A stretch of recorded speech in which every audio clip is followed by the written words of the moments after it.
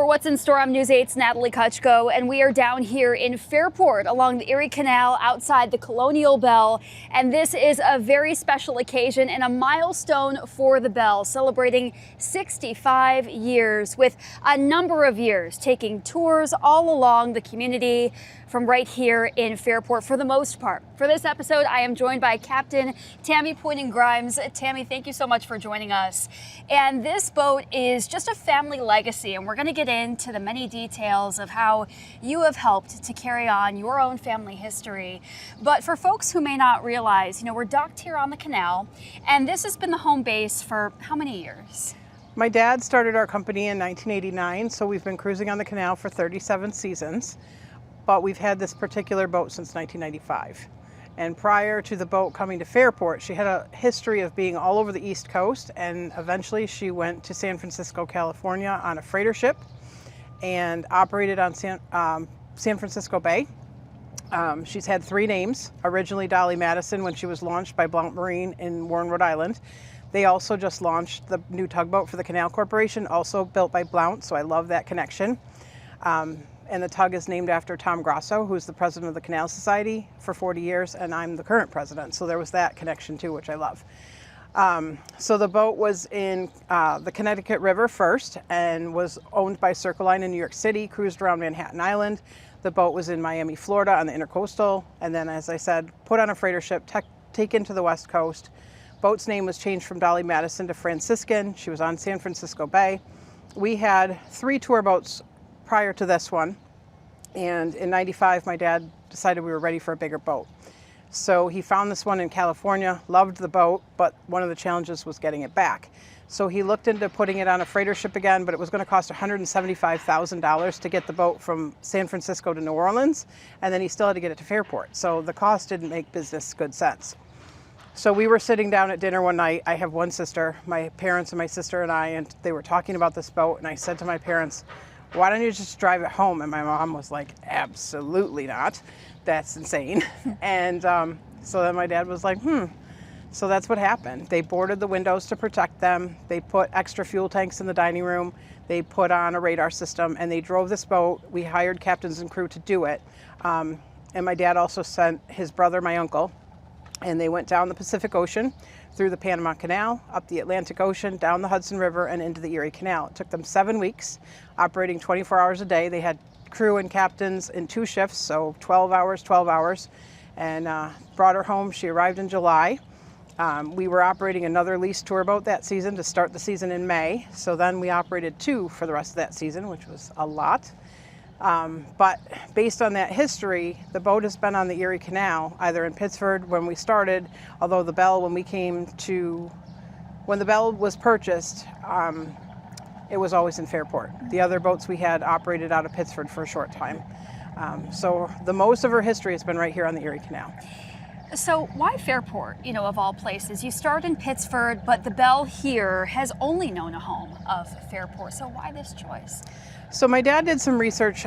Skipper Wiles, or Captain Peter Wiles Sr., who owned Medlinks Navigation and started that company, that Wiles family has become really, really good friends to us, kind of like another family. And my dad sat down with Skipper Wiles and got advice and also his blessing, because they had a tour boat in this area that did something a little different than what we did. Gave him a lot of advice. My dad grew up in Pittsford, just outside of Bushnell's Basin. And so the canal's been part of his life since the beginning. And I now live in the house that my grandparents built and where my dad grew up. So the canal's always been close to us and important. And this section of the canal is loaded with things to point out, things to see. It's a really, really good stretch of the canal. I personally have not seen the entire Erie Canal, all sections, but I've been through a lot of it. And this is just a really good section for tours because of the amount of things that are here. Yeah. Colonial Belle obviously has been a crown jewel of our community for many, many years. We hear the train passing through. So when you've got the Colonial Belle and boats, you've also got the trains nearby as well. Tammy, we're going to take a look inside to kind of get a scope of Sure. everything on the interior here. Watch your step. So the tours in a season how many would you say you schedule out for a given time frame? So we usually do 2 or 3 cruises a day, and some of them are regular cruises. We offer lunch, dinner, brunch. We do sightseeing cruises. A lot of them go through Lock 32, which has a lift of 25 feet, so that's a really great experience. And then we have over 80 events cruises this year. Things like murder mystery dinners. We have lots of cruises with live music. We have an adult prom. We have kids things like pirate brunch, princess brunch, a Halloween brunch. We have Irish night, Oktoberfest cruise, an Italian night. There's over 80 of them. So lots and lots of choices for everyone. One of the things we find is that people will come on for one of those entertainment cruises for the entertainment, and then they see the canal and the boat, and many of them come back, which is really great to see. We also do school field trip cruises. We carry about 3,500 fourth graders every spring, and then we do private charters. And the charters are all different types of things. Yesterday we did a very special memorial cruise. We do weddings, we do corporate events, we do birthday parties, pretty much anything you can imagine. We've probably done a charter for it at some point. Yeah, any occasion really. You know, I can remember when I was in 4th grade, I would come up on field trips, and just the sheer amount of education, right? That is such a foundational component of the Belle. Talk to me about, you know, your own history and learning the canal, you know, front to back, really, to pass that education forward. Sure. So I'm constantly learning. I'm blessed to have a lot of friends and contacts that are part of different organizations, canal related or boat related, that I know, and I'm always gathering information from them. So our narration is always live. It's never recorded. Some of it is word for word, the way my dad said it. Like when I talk about the Fairport Lift Bridge, I always talk about cables, winches, counterweights, and pulleys. If I said it in some other order, it would not be right in my own mind. And then there's other things that I learn, or the Canal Corporation will tell me about things that are going on, and I put it in there. If I have a specific group on board, then I will cater the narration to them too, and passenger questions also lead it. I had a group that was doing a women's rights tour a couple years ago. They went to Seneca Falls, they went to the Susan B. Anthony House, and then they came on board, and then I was able to throw into the narration a little more detail about how the Erie Canal was involved in that whole thing. We've had engineers on board, and I go into more of the mechanics of how the locks and the lift bridge and those kinds of things work above and beyond some of the other cruises. But again, passenger questions. With students, when we have 4th graders, I don't just lecture them. We have a lot of Q&A, so they're very involved, and I make them think. I don't just answer all the questions for them. I ask them the questions, and it works really, really well. They're very engaged, and we usually have about 128 of them because that's our upper deck capacity. The boat whole capacity is 149, but we like to keep the students on the upper deck as long as the weather's good because they get a really great view. Absolutely. So here we are on the lower deck, right? So you've got your seating here, and you know, Tammy, you've got an occasion really for any event, and you guys have been so creative over the years to really welcome all walks of life, right? Yeah, we have cruises of all different price points on purpose too. So for families, large families sometimes, or people that are just coming for something simple. And then we also, and shorter and longer cruise options too, because sometimes if you have young children, a short one works better. And then we have the longer, more elaborate cruises for private charters. People have a whole packet of things that they can choose from and customize. One of the things that's also unique about our venue is that we use multiple caterers. So for a single charter, sometimes they will have 2 or 3 caterers coming for one single event. And in a lot of event spaces, that's not possible. So that works out really well. So it's kind of the best of the local catering for various things, which I love too. Sure. It's truly a labor of love. And I think we'll make our way to the upper deck now. And the stairs are just around the corner here. So our photographer, Melanie, is going to do her best to pivot along here. And, you know, I think weather is such a big component too, Tammy, right? So kind of explain to us the rain or shine, and when you pull the plug on, you know what, I'm going to hold off on sailing today. So because we have such a large enclosed lower deck, we have a lot of room for people to be downstairs, and the windows are large so you can still see out. So we cruise in the rain. The only time we wouldn't cruise is if there's severe lightning in our tour route within the tour time. So I watch radar very carefully for those types of things. But thankfully, because the canal was dug in a valley, on purpose because it was easier for digging and it made its way through this area. The weather tends to be to the sides of us and not right on top of us on a regular basis. So that's to a benefit too. Yeah, that works to your benefit for sure. So here we are, upper deck, and it's just beautiful. You've got your rows of seating. You know, I love the way that you've preserved the look and feel of this, you know, while keeping it to its original state, but making sure that it's in, you know, good order. I mean, I come up here and it almost looks the same from when I was down here as a kid. You know, what's the importance of keeping the Belle to its original specs?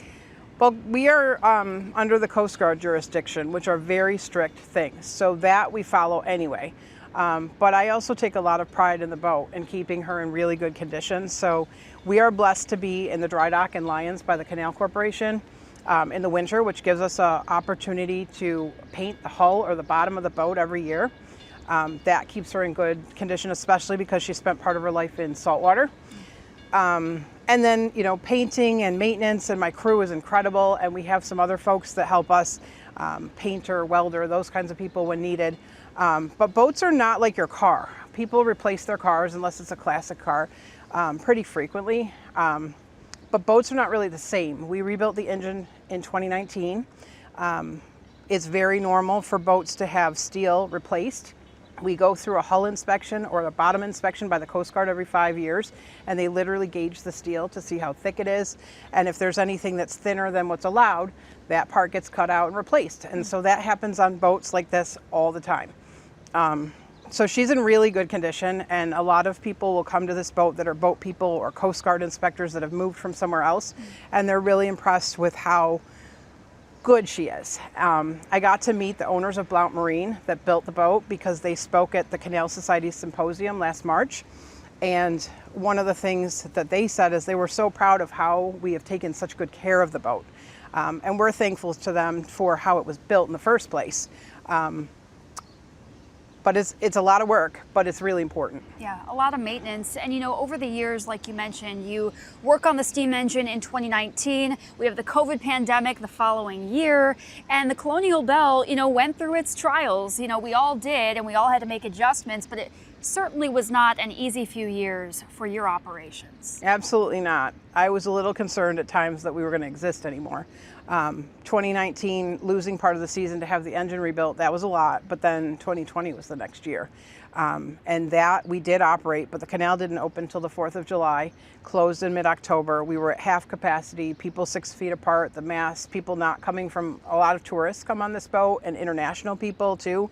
They obviously weren't coming that year, but we did have great support from local people that still came.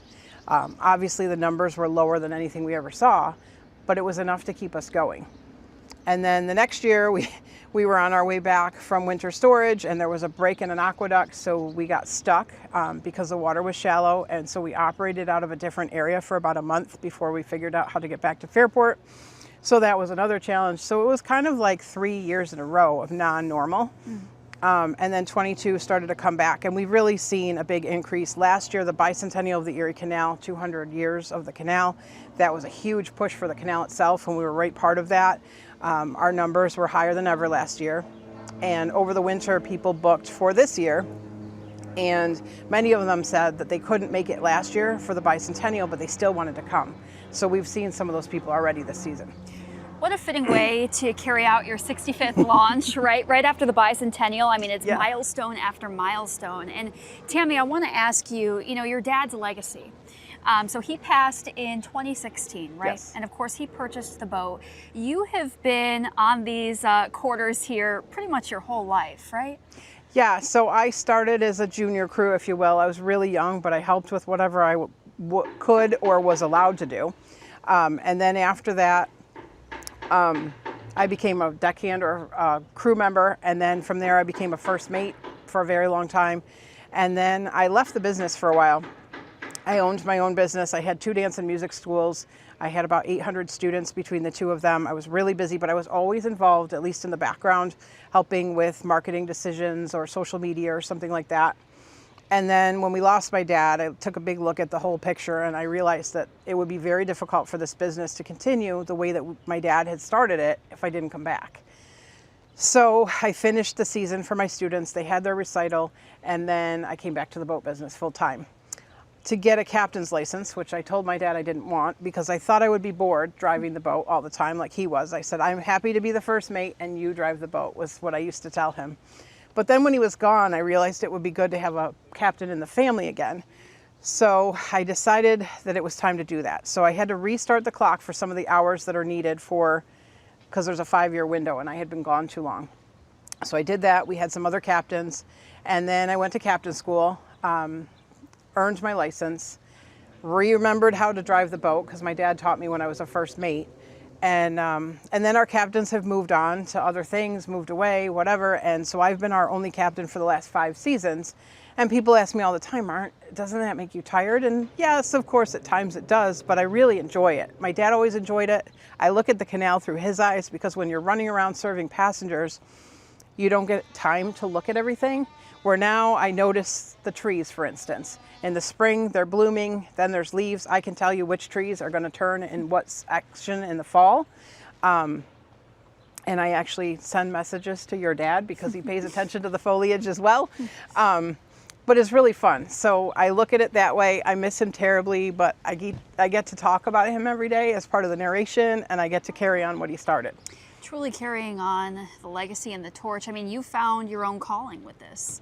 Yeah, and I do some things the way that my parents started it, but it's evolved. And part of the large amount of music cruises and things that we have is my way of bringing that dance and music school background onto a boat. And events with, dancing and whatever. That's all still up my alley, even though I don't do it. I tell people sometimes that I choreograph the boat now. When the musicians are playing something, there's some of the bridges that are closed and the acoustics under there are phenomenal. So I'll slow the boat down if we're under a good bridge and that kind of stuff. So it works. You know the ins and outs. I mean, better than anyone, I might imagine. Let's walk up to the helm here, and this is your home base, right? So here you are in the center of everything.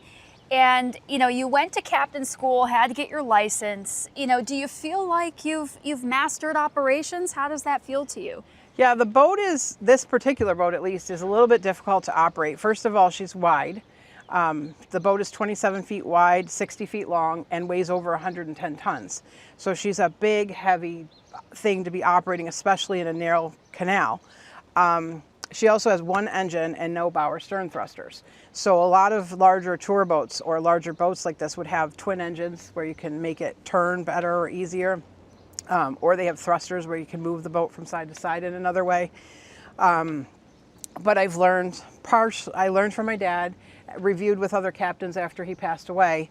But because I've been doing this so much now, I really have a good handle on her. And,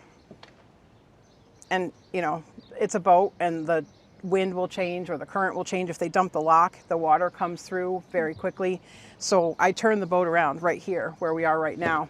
And it's about 100 feet wide. So it's a little tricky sometimes, but I've gotten pretty good at it. And I have a wonderful crew. I couldn't do it without them because our first mate will stand over here and call in measurements because from the center of the boat where I sit in the captain chair, you can't see the sides.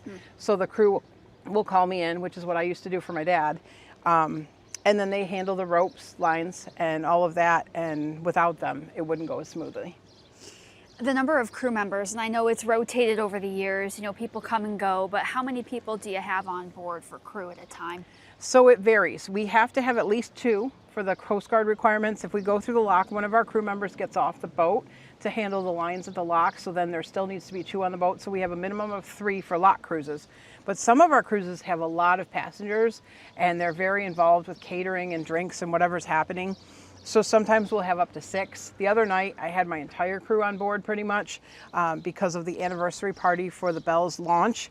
And I didn't want anyone to miss that if they wanted to be here. And pretty much all of them were available and came. So that was really great.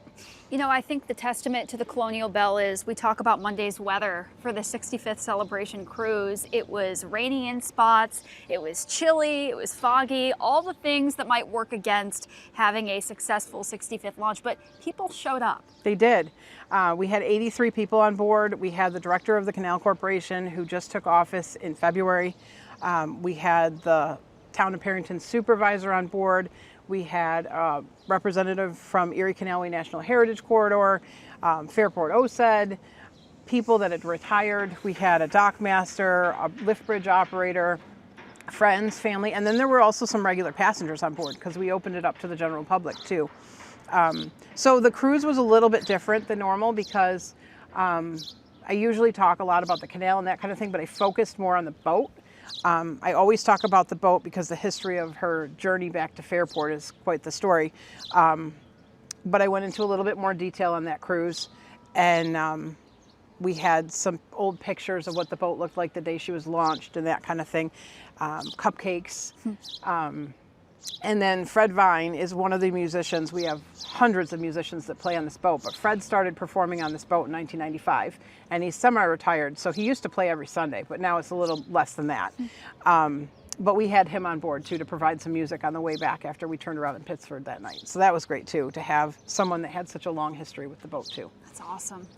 You know, I want to talk about just the length of the tours, right? Sure. So you start here in Fairport, and people might not realize how far you go out and stops along the way. Sure. So we usually don't stop and let passengers on or off within our tour route. Most of our cruises start here in Fairport and we go down to Lock 32 and come back. That's a 3-hour cruise. We have a couple of options that are 2 hours where we just go to Pittsford and back without a lock. We have a Sunday cruise that we do sometimes. It's an hour and a half that goes to Bushnell's Basin and back. That works really well for families. We call it the Family Special Cruise. And then during some of the special events like Fairport Canal Days and the Fairport Oktoberfest and the Scarecrow Fest that they have in the fall, we do just a 40-minute cruise for that, where we just go kind of out into Parrington and back. Short, I call them the sample cruises, but those work really well for people too. And they check it out, and sometimes people have been on before, and sometimes they're brand new, and sometimes those cruises bring people back for longer ones. When does the season end officially? So we started this year, the canal opened May 15th. We got a permit, started May 14th, and the last cruise this year is October 30th. The canal will close to the public in mid-October, but we get a special commercial permit to be able to operate until the end of October. Tammy, what's been your favorite part of this mission? I mean, you've been on board here for so many years and a lasting legacy in your own family. What's your favorite part day to day? It's hard to choose one thing. I love the history of the canal, and as I said, I'm constantly learning new things that are exciting, and I get to share them with such a big audience. I love introducing people to the canal and boating. Every cruise is a little bit different. We have different people on board. We have all these different types of cruises, so I never get bored with any of that. When we're operating down the canal, I tell people a lot of the time it's a little bit like being in a parade all the time because everyone's waving and you're waving to people all day long. It's really a friendly environment. I tell people when they interview for us that it's not like a restaurant. Restaurants are wonderful, but a lot of times someone will come to a restaurant because they're hungry. They come onto the boat for an experience, and we are really grateful to be able to provide that. Couldn't have said it better, right? That's such a great way of putting it too. I mean, you have all those different factors of the food, the music, the event, the entertainment, but really it is that all-encompassing experience. And you know, as you look forward at the years ahead, I know that you really have no intention of setting this aside, right? So how do you plan to go forward with your crew and continue on that mission? I'm blessed with a wonderful crew, and we have returning crew on a regular basis. Some of our crew was gone for a while and came back, and they worked for us in the early 90s, early 2000s, worked for us part-time even though they have their career jobs now. And then we have other people who come in from wherever. My daughter is one of our deckhands, so that's really great to have another generation. I have 3 younger sons that are too young to work on the boat yet, but someday that might happen. But people really want to work for us, which is cool. It's definitely a family business, so there's dynamics that are related to that, but our passengers, I think, is part of what makes it so great, is because people are just so wonderful. We get to meet so many great people, and literally some of them are from all over the world. I think, you know, here we are in 2026 and we look at the shortage of staff or the struggles to find, you know, capable working employees. I think the Colonial Belle has such a lasting imprint on the community that maybe you faced challenges, but, you know, what hasn't changed is just the interest, right? Not only from the staff, but the passengers as well. Yeah, we've been pretty lucky with staffing. It's a little trickier when the college students and the teachers go back to school for the fall, but so far we've been able to cover those in all of these seasons. People like to work here. And it's more complicated than a regular job. Our crew members have to be drug tested. They have to be trained on how to deal with all the Coast Guard things. So there's more to it than just serving drinks and food and things like that in some other places. But they enjoy that too because it's such a variety of things to do. Yeah. Tammy, this has been great. We really could not have picked a better weather day to have this interview. Absolutely. Right here along the canal. I always wrap up every episode with my interviewees by asking hours, right? So when can people come down, days of the week and times that they can check out tours? Sure. So we have regular cruises Tuesday through Sunday, so pretty much every day but Monday, although we do have some event cruises on Mondays. The best thing to do is to go to our website, which is colonialbelle.com. Belle has an E on the end of it. And our schedule is there. You can choose under our daily cruises. You can choose under the themed cruises. And there's also a calendar. So if there's a specific day you're looking for, you can do it that way. Our office staff is here 7 days a week from 10 to 2. So they'll answer questions if someone wants to call. But there's so many options. It's hard to talk about normal business hours. Yeah.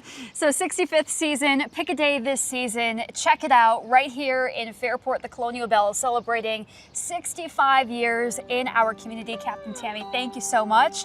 And we hope to see you again soon. And for What's in Store, I'm Natalie Kucko. Thank you for joining us. We'll see you next time.